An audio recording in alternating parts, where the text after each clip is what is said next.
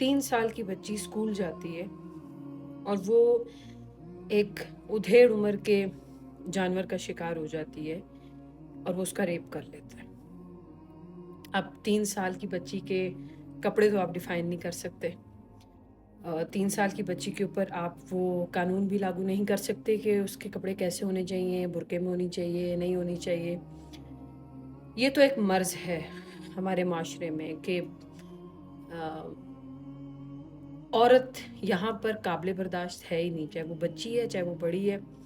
یہاں پر وہ صرف ایک ہوس ختم کرنے کا ذریعہ ہے، اس کے علاوہ اس کی کوئی اہمیت یا ویلیو نہیں ہے۔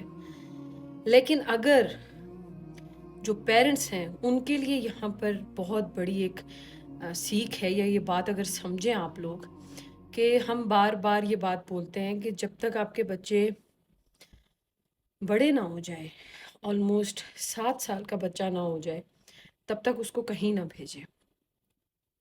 پھر بھی اگر آپ کے ریسورسز آپ کو اجازت دیتے ہیں کہ آپ ان کو ہوم سکولنگ کروا سکتے ہیں، آپ ان کو اپنی نظروں کے سامنے ٹیوشن پڑھوا سکتے ہیں، اپنی نظروں کے سامنے ان کے لیے ٹیچر ہائر کر سکتے ہیں، تو وہ بہت بہتر ہے بنسبت اس کی کہ ان کو ایسے انسٹیٹیوٹ میں بھیجنا جہاں وہ درندوں کا شکار ہوں۔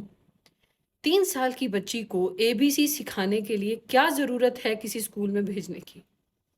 ماؤں کے پاس اتنا ٹائم بھی نہیں بچا ہے کہ بچوں کو بیٹھ کے ABC سکھائیں، 1 2 3 سکھائیں۔ جب آپ اپنی رسپانسبلٹیز کے اوپر کمپرومائز کرنے پہ تیار ہو جاتے ہیں تو پھر اسی طرح کے ریزلٹس نکلتے ہیں، پھر اسی طرح کے ریزلٹس معاشرے میں سامنے آتے ہیں۔ خدا را جانور تو اپنی فطرت نہیں بدلتے اور نہ بدلیں گے، لیکن جن لوگوں کو ذرا بھی شعور ہے، آپ کا بچہ پیدا ہونے کے بعد سب سے زیادہ جو چیز آپ سے ڈیمانڈ کرتا ہے وہ سیکیورٹی ہے۔ اپنے بیٹوں کو، اپنی بیٹیوں کو سیکیورٹی دیں۔